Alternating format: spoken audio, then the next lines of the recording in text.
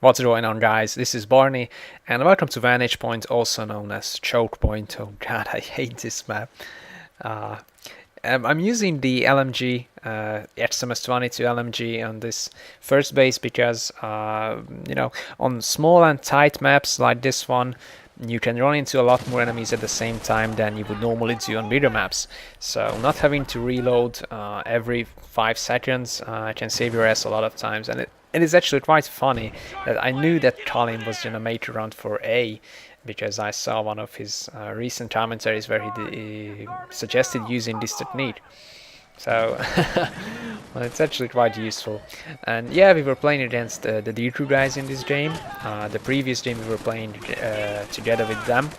And damn you, Stone, I'm gonna have to get my dark tabs back. I'm gonna hunt you down, man. So we were playing on the same team, but we were just completely dominating the other guys, so it was kind of pointless. So Kroino, Super Mike, Leon Trotsky, Hades, and Milsey, and I decided to join the other team to even them out.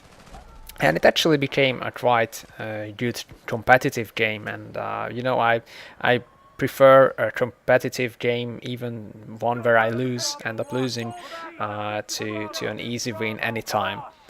So as soon as we get pushed back to the second base, I switch back to my trusty old friend, the M40, which strangely enough does more damage than the M95.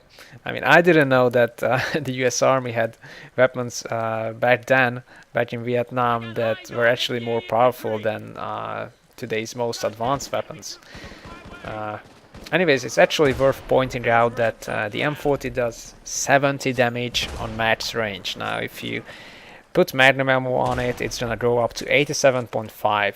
So that means even if your enemy is just slightly wounded, then you're gonna get a one-hit kill with this weapon. And that's not just the M40, it's also some of the other weapons like the PPSH or the PSH that are more powerful than the other weapons are in the core game. And I think that DICE wanted to make Vietnam feel a little bit different. They wanted to make the weapons feel a bit more deadlier, and they wanted to make you feel a bit more vulnerable. And it actually made sense given the era. I guess no soldiers had any kind of armor back then, so it's also historically accurate. But another explanation is that Vietnam, along with Medal of Honor, was not developed by the main team of DICE. It was actually developed by DICE's second team. And I guess they just have their different preferences. And it actually shows because Vantage Point, perfect case in point, is very similar to a lot of maps in Medal of Honor's combat mission mode.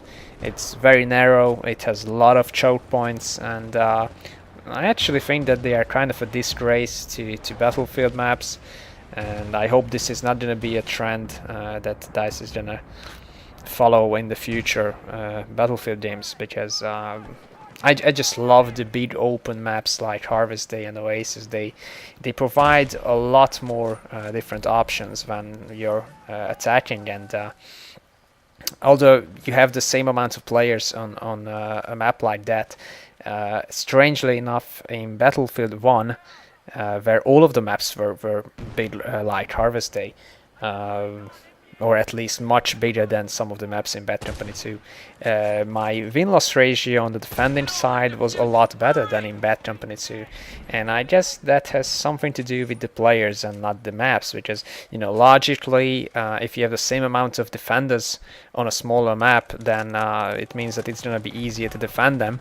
But as it turns out to be, no, it's actually more difficult. So I guess it's only the community that has changed, that it's not made up entirely by hardcore Battlefield players, but a lot of Battlefield noobs.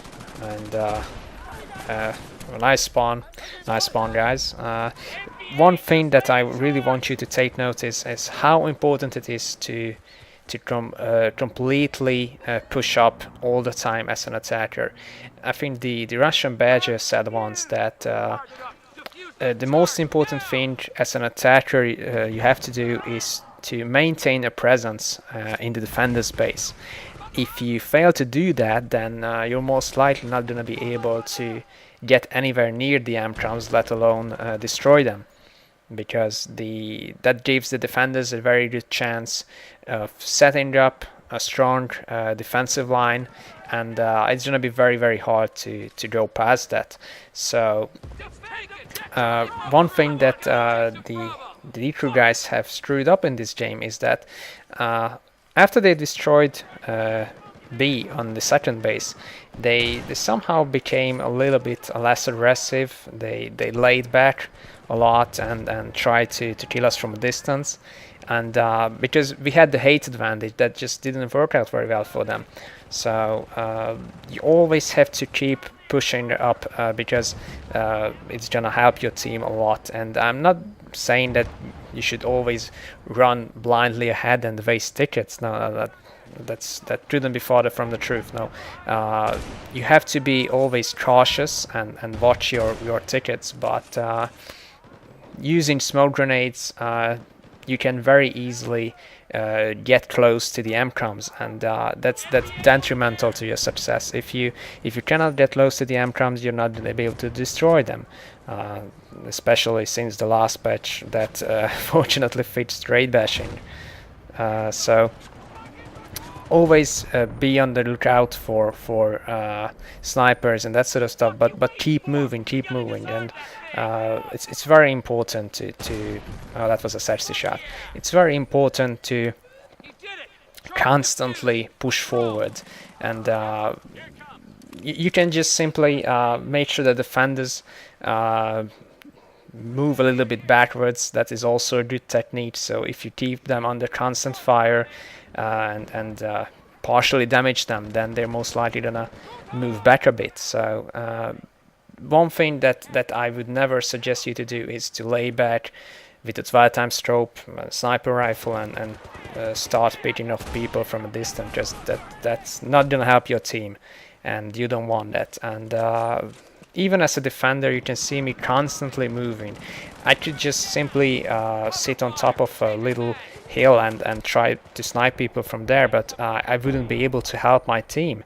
So yeah, sometimes it hurts your KD if you're trying to be really aggressive, I admit, and it shows perfectly in my own kill-death ratio, which is not stellar at all, but I don't care because I only care about winning, and my win-loss is actually quite good, so that's the only thing I care about. And I actually felt kind of guilty here because I managed to get behind Colin, and you can see that this stupid Rambo Reviver guy managed to revive him before I could shoot him down, so I had to shoot Colin once again in the back, and I know that it was gonna frustrate him.